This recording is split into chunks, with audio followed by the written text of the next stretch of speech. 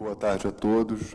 Cumprimento a mesa na pessoa da doutora Clotilde, sempre muito querida, amiga. Teve a gentileza de me chamar aqui para dirigir algumas palavras a vocês. E, obviamente, ao professor Alberto Xavier, antes de mais nada, um amigo, um dos meus melhores amigos, com quem eu tenho dividido há mais de 20 anos o trabalho diário profissional. Vim a Lisboa com ele nesse momento de uma rara felicidade. Reencontrar familiares dele, reencontrar amigos, pessoas com quem eu tive trabalhando, e dias lindos em Lisboa. Que dias lindos essa cidade teve agora essa semana, e eu pude passar aqui e passear, aproveitar esses dias. Fomos juntos a Sintra, tive a honra de ver de novo a casa onde ele escreveu a tese de doutoramento, a casa onde ele passou a infância com os avós, e realmente é sempre uma grande emoção estar aqui em Portugal. Isso aqui é um pouco da minha casa também. E nessa Faculdade de Direito da Universidade de Lisboa, fundamentalmente, eu sempre ouvi tantas histórias de tantos professores, de tantos colegas, de tantos amigos, e sempre com um certo temor reverencial à questão das notas, das arguições. Eu dizia, ai meu Deus, e um dia eu sento aqui e tenho a oportunidade de me dirigir a vocês. Mas queria me dirigir como amigo e para contar um pouco duas aventuras nossas, doutor Alberto, no direito tributário internacional. Aqui me parece que é fato corriqueiro a citação do professor Alberto nos tribunais, na doutrina das decisões do Tribunal Administrativo. E, no Brasil, nós fomos advogados em causas, não é? Estávamos ali discutindo grandes questões de tributação internacional.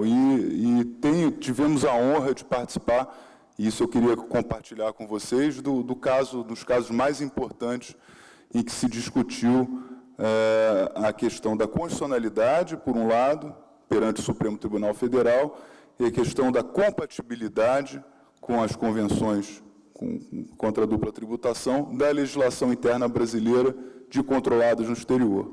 Isso é uma legislação que surge no ano de 95, num momento em que o Brasil ainda passava por um momento de internacionalização da sua economia, era o fim de um período inflacionário, os anos Fernando Henrique Cardoso, e a legislação tributária internacional brasileira tomou uma vertente completamente distinta daquilo que se aprendia nos manuais, daquilo que se praticava na Europa e nos países mais desenvolvidos naquele momento, que era de tributar as suas controladas no exterior integralmente, independentemente da distribuição de lucros.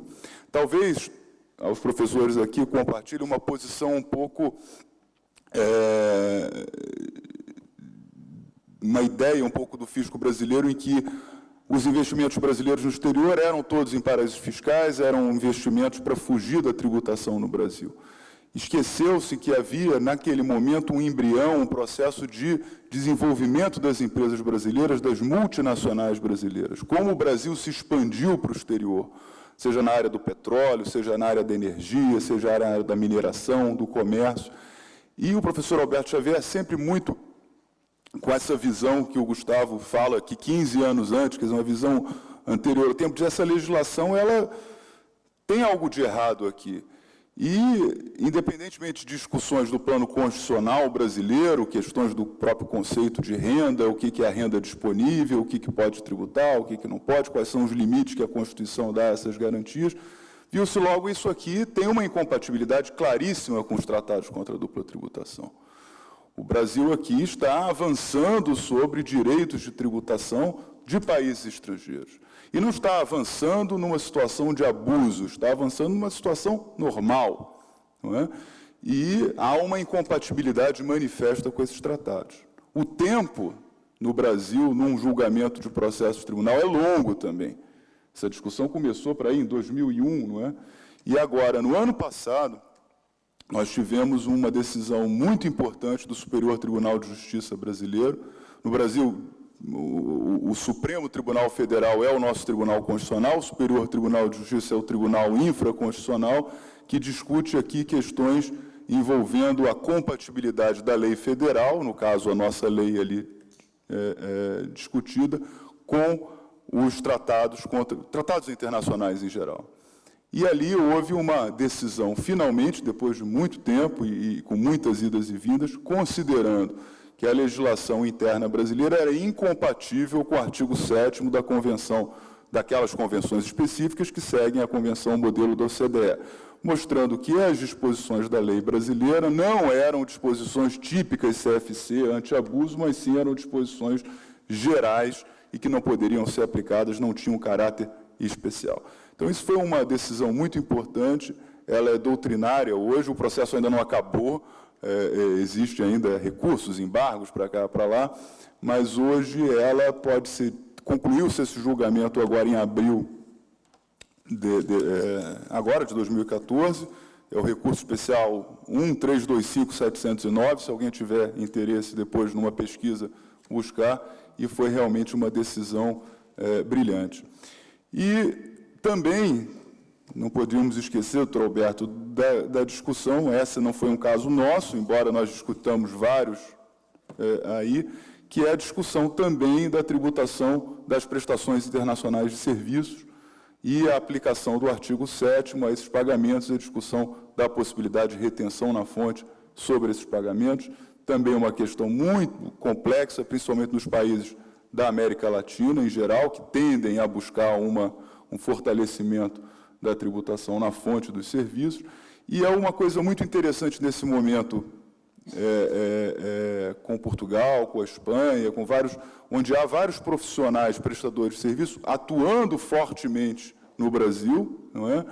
E essas discussões de tributação dos pagamentos de serviços passam a ser um elemento muito importante, porque os prestadores têm enfrentado uma grande dificuldade nos países europeus, principalmente, que os governos deem o crédito do imposto retido na fonte, por interpretar que a competência tributária é exclusiva do país de residência, como é natural.